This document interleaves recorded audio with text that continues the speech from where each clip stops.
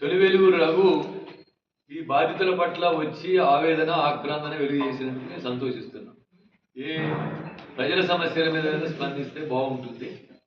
కానీ ఇక్కడ కమ్యూనిస్టులంతా కబ్జాకోరులైనట్టు, కబ్జాకోరులకు బలపరిచినట్టు, ఈయన బలపరచకపోతే అక్కడికి పోకపోతే కమ్యూనిస్టులంతా అని చెప్పి బూతుల పంచాంగం మాట్లాడేటువంటి వైఖరి రేటింగ్ పెంచుకోవడానికి ఉపయోగపడుతుందని తప్ప వాస్తవంగా అలాంటి వైఖరి మంచిది కాదనేటువంటిది నేను తెలియజేస్తాను.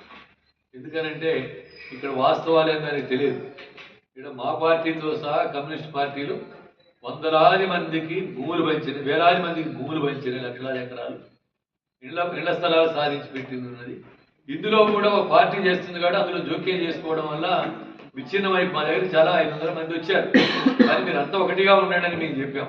ఎందుకంటే అందులోనే చీలికలు వస్తే ఇంకా నష్టం వస్తుంది అనేటువంటి నేను చెప్పాను. కాబట్టి మా పార్టీ చెందినటువంటి వాళ్ళు కొంతమంది అక్కడ వేసుకొని ఉన్నారు, కొంతమందికి డబ్బులు ఇచ్చినా రానటువంటి వాళ్ళు ఉన్నారు.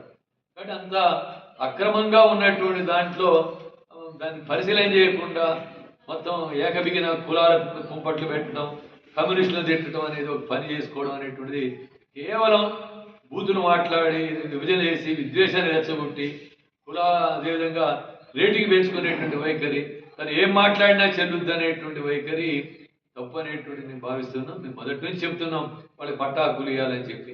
కాబట్టి మేము ఆ బాధితుల పక్షాన ఉంటాం. ఇప్పుడు బాధితులు ఎవరైనా వాళ్ళ తరఫున మేము కూడా పోరాడతాం, వాళ్ళకి అక్కడ పట్టా హక్కులు ఇవ్వాలని చెప్పి పోరాడతాం. అంతే తప్ప కూలగొట్టేటప్పుడు పోయి బుల్డోజర్లకు అడ్డం పట్టడం అనేది ఆ ప్రజలు పోరాడి సాధించుకునేటువంటి దానికోసం మేము మద్దతు ఇస్తాం. కాబట్టి ఇక్కడ కమ్యూనిస్టులు ముఖ్యంగా ఎమ్మెల్యే పార్టీలు కూడా పట్టించుకోలేదు, అమ్ముడు పోయారు, లేకపోతే ఆయన నోటికొచ్చినట్టు భాష మాట్లాడటం అనేటువంటిది ఆయనకి చెల్లింది.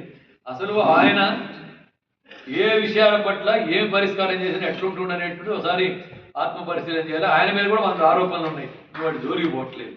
కాకపోతే మాట్లాడేటప్పుడు తగు జాగ్రత్తలు తీసుకొని పరిశీలన చేసి మాట్లాడాల్సినటువంటి అవసరం ఉందని చెప్పి కోరుతున్నాం. ఆయన మిత్రుడునే భావిస్తున్నాం.